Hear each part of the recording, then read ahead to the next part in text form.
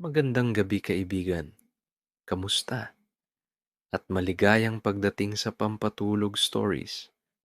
Bago tayo magsimula, siguraduhin mong komportable ka, humiga ka ng maayos, ipikit ang iyong mga mata at hayaang bumagal ang iyong paghinga sa kwentong ito. Wala kang kailangang intindihin, wala kang kailangang patunayan. Makikinig ka lang. Sa isang tahimik na baryo, may isang bahay na laging sinusulyapan at may isang lalaking matagal na tinawag na mangdamot, ngunit hindi kailanman nagsalita para ipagtanggol ang sarili. Kung handa ka ng magpahinga, simulan na nating pakinggan isang sulyap sa tahimik na bahay ni Mang Damot sa isang baryong hindi nagmamadali ang oras, kung saan ang umaga ay nagsisimula sa tilaok ng manok at ang hapon ay natatapos sa mahabang buntong hininga ng araw. May isang bahay na hindi kailanman napapansin, pero laging sinusulyapan. Hindi ito ang pinakamalaki sa baryo. Hindi rin ito ang pinakabago. Wala itong makukulay na pintura. Wala ring bakod na mataas. Isang simpleng bahay lamang. Kahoy ang dingding. Yero ang bubong. At may bintanang laging nakasara. Kahit tanghaling tapat. Pero sa tuwing may dadaan sa makipot na daan sa harap nito, kahit bata, kahit matanda, kahit may bitbit na gulay o timba ng tubig, di nila maiwasan ang sumulyap. Isang mabilis na tingin, minsan palihim, minsan diretso, minsan may kasamang bulong. Iyan ang bahay ni Mang Damot. At pagkatapos, lalakad ulit, parang walang nangyari. Ngunit sa loob ng isipan nila, may naiwang tanong. May naiwan laging kuryosidad. Sabi ng ilan, may kayamanan daw sa loob ng bahay. Maraming bigas, maraming pagkain, maraming nakatagong yaman. Pero kahit kailan, wala kang hihingin dyan. Sabi ng isang ali habang nagwawalis sa umaga. Sabi naman ng isa, madamot yan, kaya tahimik. May nagsabi ring, baka kasi ayaw niya lang sa tao. At habang dumadami ang kwento, mas lalong tumitibay ang isang pangalan, Mang Damot. Hindi nila alam kung kailan nagsimula. Basta isang araw, iyon na ang tawag. At ang bahay ay naging bahay ng taong iniiwasan kapag may handaan sa baryo. Hindi siya inaanyayahan. Kapag may tsismisan sa hapon, hindi siya sinasama. Kapag may tawanan sa kanto, walang naghihintay sa kanya. Pero sa kabila ng lahat, ang bahay ay nananatiling tahimik. Walang sigawan, walang alitan, walang reklamo. Sa gabi, kapag humuhuni na ang mga kuliglig at ang hangin ay dumadaan sa pagitan ng mga puno, makikita mong may ilaw sa loob ng bahay. Mahina, hindi nakakasilaw. At sa bawat gabing iyon, may iilang tao pa rin sumusulyap. Gising pa siya. Ewan ko kung anong ginagawa niya. Minsan, may maglalakas loob na titigil sandali, tititig sa bintana, at biglang, wag na. At tuloy ang lakad. Ang bahay ay nananatiling tahimik, pero ang pangalan ni Mang Damot ay patuloy na umaalingaw-ngaw sa baryo. Hindi siya galit. Hindi rin siya masaya. Parang tanggap na lang niya na ganun ang tingin sa kanya ng mga tao. At sa bawat sulyap, sa bawat bulong, sa bawat maling akala, ang bahay ay nananatiling nakatayo, payak, tahimik, parang sinasabing may mga bagay na hindi kailangang ipaliwanag. At sa baryong iyon, ang gabi ay muling yumayakap sa katahimikan habang ang bahay ni Mang Damot ay patuloy na sinusulyapan. Hindi naman ganito noon. Hindi naman agad. May panahon na ang pangalan niya ay binibigkas ng buo. May respeto. Mang Ernesto. Tahimik na lalaki. Hindi pala salita. Hindi pala tawa. Kapag tinanong, sumasagot. Maikli, diretso. Oo, hindi, pwede. At doon siguro nagsimula. Sa baryo kasi, kapag tahimik ka, may kahulugan agad. Kapag hindi ka sumasali sa usapan, may iniisip agad yung mga tao. Masungit yan. Mayabang yan. O madamot yan. Isang hapon, may kapitbahay na nanghiram ng walis.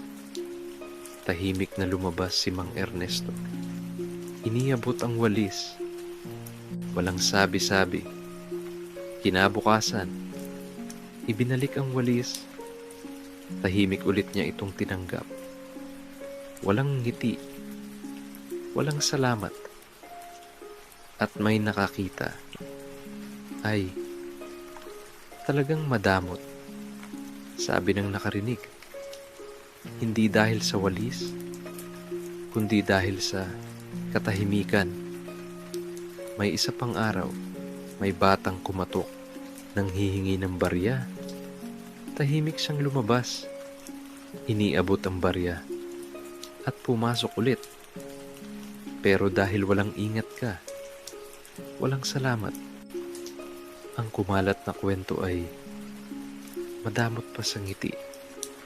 At doon, unti-unting nabuo ang pangalan, Mang Damot. May mga pagkakataong naririnig niya. Habang naglalakad, ayan na si Mang Damot. Hindi siya lumilingon, hindi siya nagagalit. Pinipili niyang manahimik. Dahil para sa kanya, ang paliwanag ay nakakapagod. Mas gusto niya ang katahimikan. Mas malinaw. Mas totoo. Habang ang baryo ay abala sa kwento, si Mang Ernesto ay abala sa sarili niyang mundo. Nagdidilig ng halaman. Nagwawalis sa umaga. Nagpapakulo ng kape sa hapon. At tuwing may tatawag, Mang Damot, isang mahinang hinto lang. Isang saglit na buntong hininga. At tuloy ang ginagawa. May humor sa isip niya, pero hindi niya sinasabi. Kung alam lang nila, pero hindi niya tinutuloy. Dahil minsan, ang katahimikan ay mas payapa. Mas madali ang hayaan silang magkwento kaysa ipaliwanag ang sarili. At sa bawat araw na lumilipas, mas tumitibay ang bansag hanggang sa nakasanayan na hindi na Mang Ernesto, kundi Mang Damot. At ang bahay niya ay naging simbolo ng maling akala. Tahimik sa labas, pero puno ng kwento sa isip ng mga tao. Habang si Mang Damot ay nananatiling ganun pa rin, tahimik, simple, walang pakialam sa pangalan. Dahil sa puso niya, alam niyang ang totoo ay hindi kailangang ipagsigawan. At sa gabing iyon, habang humihiga ang baryo sa katahimikan, si Mang Damot ay naupo sa kanyang silya. uminom ng mainit na kape at hinayaang lumipas ang oras. Hapon noon sa baryo, ang araw ay mababa na at ang hangin ay dahan-dahang dumaraan sa pagitan ng mga puno. Sa gitna ng daan, may mga batang naglalaro, may tumatawa, may sumisigaw, tagu-taguan, habulan, tumbang preso. Ang oras ay parang huminto at ang mundo ng mga bata ay puno ng saya hanggang sa isang malakas na tawa, isang maling tapak, isang biglang sipa, at ang bola ay gumulong paunti-unti palapit sa isang bahay na laging sinusulyapan. Hala, sa bahay ni Mang Damot. Biglang tumahimik ang grupo, parang may pumindot ng isang buton at ang saya ay napalitan ng kaba. May isang batang napaatras, may isang napalunok. Papagalitan tayo, masungit yan, madamot yan. Tahimik ang bola, nakahinto sa harap ng pintuan, at ang pintuan ay nanatiling nakasara. Isang segundo, 2, 3, walang galaw. Isang batang matapang ang lumapit, dahan-dahan, parang bawat hakbang ay may kasamang dasal. Kukunin ko na. Pag-abot ng bata sa bola, biglang karki. Ang pinto ay bahagyang bumukas. Napahinto ang lahat. May napapikit, may napasinghap. Lumabas si Mang Damot. Tahimik, walang ekspresyon, nakatingin lang. Parang huminto ang oras. Pasensya na po. Sabay-sabay na sabi ng mga bata. May mahabang katahimikan. Pagkatapos, isang bagay ang hindi nila inaasahan. Ngumiti si Mang Damot. Isang maliit na ngiti, hindi malaki, hindi pilit. Pumasok siya muli sa loob ng bahay. Hala, galit ba siya? Ilang sandali, bumalik siya. May hawak na garapon, isang lumang garapon, puno ng candy. Isa-isa niya itong iniabot. Para sa inyo, tahimik niyang sabi. Napatigil ang mga bata. Po, inabot nila ang candy. Parang hindi sigurado kung totoo. May batang napangiti. May batang napatawa. Salamat po. Tumangulang si Mang Damot. At bago pa sila makapagsalita, pumasok na siya ulit. Naiwan ang mga bata. Nakatingin sa isa't isa. Hindi naman pala siya madamot. Tumawa ang isa. Banayad. At muli, bumalik ang ingay ng laro. Pero ngayon, may halong hiwaga. At sa loob ng bahay, si Mang Damot ay naupo, tahimik. Parang walang nangyari. Sa loob ng bahay ni Mang Damot, walang engrandeng tanawin, walang gintong kisame, walang mamahaling muebles. May isang mesa, may 2 upuan, may isang lumang aparador, at sa isang sulok, isang maliit na estante, puno ng libro. Tahimik ang loob, parang may sariling hininga. Ang sahig ay malinis. Ang bintana ay may kurtinang kupas. May amoy ng kape at tinapay. Isang simpleng mundo. Si Mang Damot ay umupo sa kanyang silya. Tahimik. Walang iniisip na masama. Para sa kanya, ang bahay ay pahinga. Isang lugar na hindi siya tinatawag sa maling pangalan. Sa loob ng bahay, wala ang Mang Damot. Naroon lang si Mang Ernesto, isang lalaking kontento sa katahimikan. May mga sandaling iniisip niya ang baryo, ang mga taong umiiwas, ang mga bulong. Pero hindi siya nagagalit. Hayaan na. Bulong niya sa sarili. Mas gusto niyang tahimik kaysa ipaliwanag ang sarili sa lahat. Sa isang sulok ng bahay, may mga supot ng bigas, may delata, may tinapay. Hindi para ipagmayabang, kundi para sa panahon ng pangangailangan. Hindi alam ng baryo at hindi rin niya sinasabi dahil para sa kanya, ang pagtulong ay hindi kailangang ipaalam. Ang bawat tunog sa loob ng bahay ay mabagal. Tik-tik ng orasan, lagaslas ng hangin sa bintana. At sa katahimikang iyon, si Mang Damot ay payapa.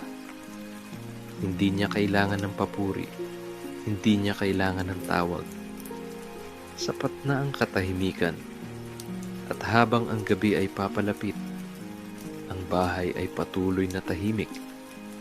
Ngunit sa labas, may mga batang dumaraan.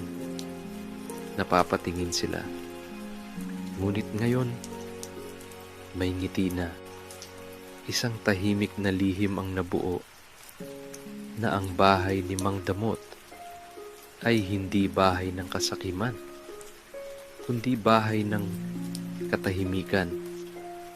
At sa pagpatak ng dilim, ang ilaw sa loob ay muling sumindi.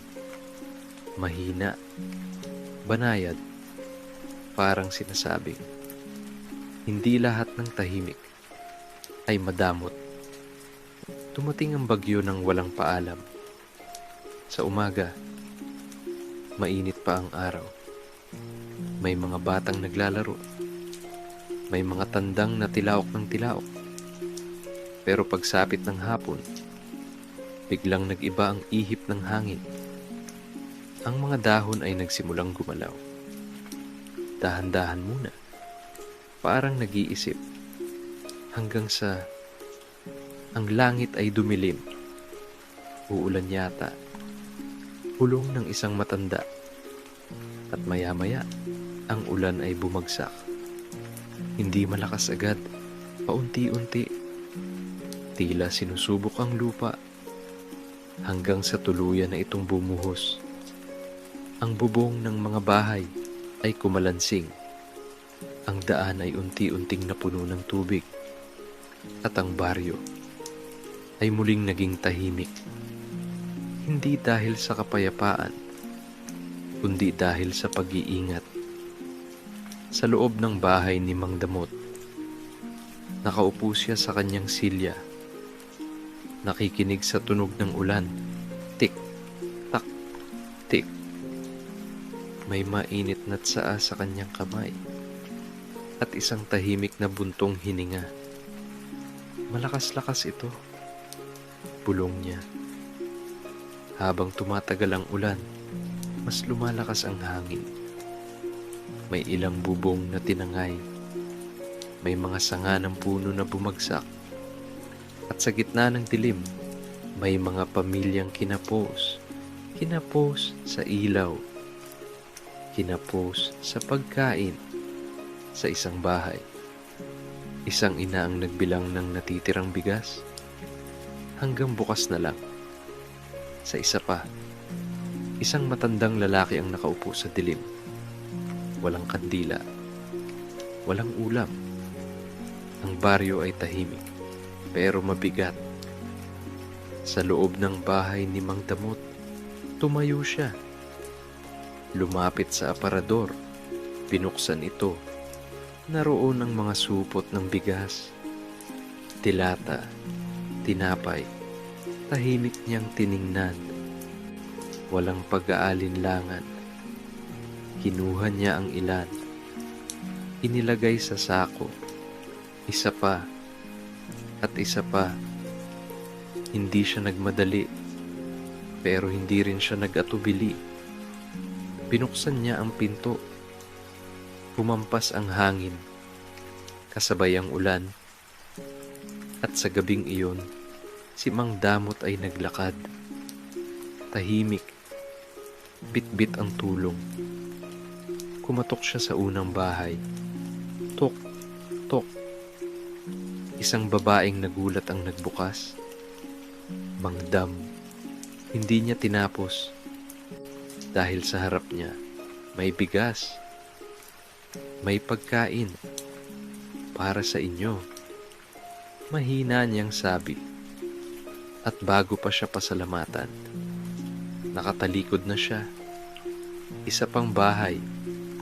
Isa pang katok. Walang paliwanag. Walang sermon. Tulong lang. Habang ang ulan ay patuloy na bumabagsak, ang katahimikan ni Mang Damot ay unti-unting kumakalat. Sa baryo, may mga matang namulat. Si Mang Damot pala. Pero wala ng dugtong. Dahil ang gabi ay nilamon na ng ulan at sa huling bahay na tinulungan niya, huminto siya sandali. Huminga ng malalim at tumingala sa langit. Buti na lang, bulong niya at tahimik siyang umuwi habang ang bagyo ay unti-unting humuhupa pagsapit ng umaga. Ang ulan ay tumigil, ang baryo ay basa, pero buhay. May mga taong lumabas ng bahay, naglinis, nagwalis, at may isang kwentong paikot-ikot. Hindi malakas, hindi maingay, tahimik lang. Si Mang Damot ang tumulong. May isang tumawa, banayad. Akala ko ba madamot yan? May isang napakamot sa ulo. Oo nga no. Sa harap ng bahay ni Mang Damot, may ilang taong napadaan. Hindi sila sumulyap ng palihim. Diretso ang tingin. May hiya. May pasasalamat. Maya-maya, may kumatok. Tok, tok. Binuksan ni Mang Damot ang pinto. May isang kapitbahay. May dalang saging. Salamat. Mahina ang boses. Tumangulang siya. Isa pa ang dumating. May dalang tinapay. Pasensya na. Walang sagot si Mang Damot. Ngiti lang. At sa katahimikang iyon, may nagbago. Hindi na siya iniiwasan. May bumabati na. May kumakaway. May isang batang sumigaw. Salamat po sa candy. Napahinto si Mang Damot. Napangiti. Bahagya. At doon niya naramdaman na ang katahimikan pala, kapag sinamahan ng gawa, ay nagiging ingay sa puso ng tao. Hindi sigaw, hindi kwento, kundi alaala. At sa baryong iyon, unti-unting nabura ang maling tawag. Hindi pa tuluyang nawawala, pero nagbabago. Dahan-dahan, parang ulan na humupa. Si Mang Damot ay naupo sa kanyang silya. Uminom ng kape, tahimik. At sa labas ng kanyang bahay, may mga dumaraan pa rin sumusulyap. Pero ngayon, may ngiti na. Hindi naman biglaan ang pagbabago. Walang araw na nagising ang baryo at sabay-sabay nilang sinabi, simula ngayon, iba na ang tawag sa kanya. Hindi ganun. Dahan-dahan ito. Parang pagliwanag ng umaga. Hindi mo namamalayan. Pero unti-unting nagiging maliwanag. Noong una, may bumabati na. Magandang umaga po. Napapahinto si Mang Damot. Napapalingon. Magandang umaga. Mahina. parang hindi sanay. May mga batang dumadaan sa harap ng bahay. Hindi na takot, hindi na tahimik. Kumusta po? Tumango siya. May kasamang ngiti. Konti lang. At may isang araw, may tumawag sa kanya. Manong, napahinto siya. Hindi mangdamot, hindi pabulong. Manong, parang may bahagyang init sa dibdib niya. Sa tindahan, may nagbigay daan. Sige po. Manong, napakamot siya sa ulo. Ay, hindi niya alam kung ano ang sasabihin. Dahil matagal na siyang nasanay sa katahimikan, sa pag-iwas, sa mga matang hindi tumitingin. Ngayon, may mga matang nakangiti. May mga kwentuhan sa hapon. At kahit hindi siya laging sumasali, may nag-aanyaya na.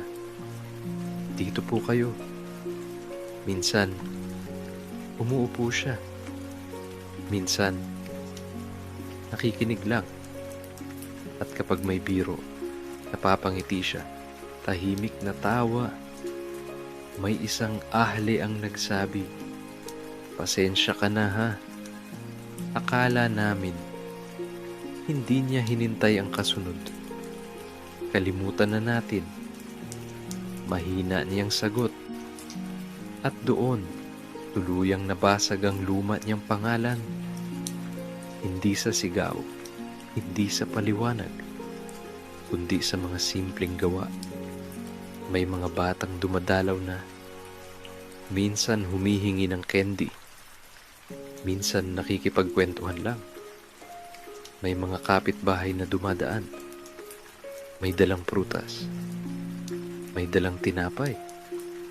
Hindi utang, kundi pasasalamat. At isang hapon, may isang matandang lalaki ang nagsabi, hindi ka naman pala madamot. Tahimik si Mang Damot. Tahimik lang. Sagot niya. Tumawa ang matanda. Banayad. Oo nga. At mula noon, unti-unti, napalitan ang tawag.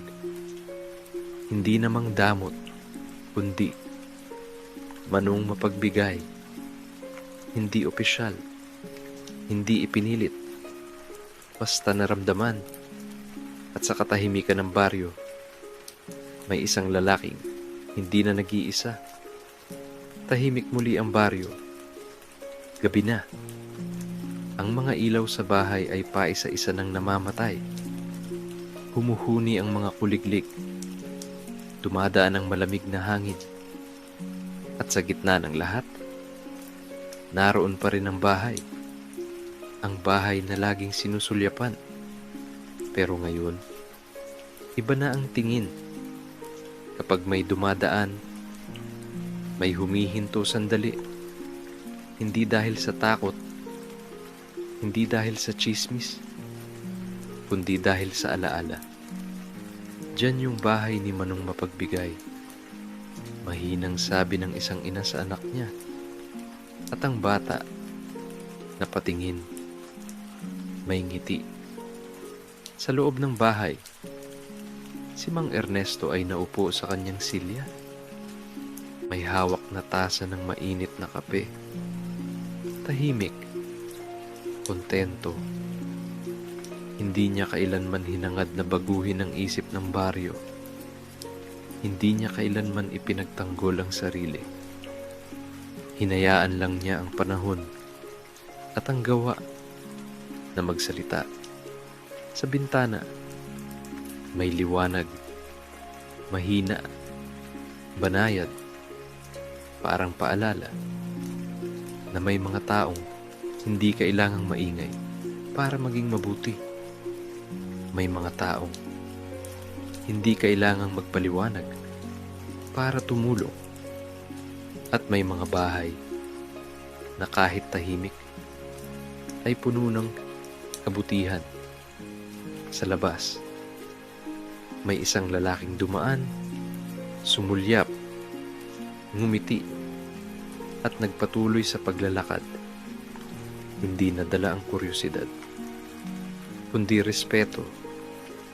Sa loob, isinara ni Mang Ernesto ang bintana.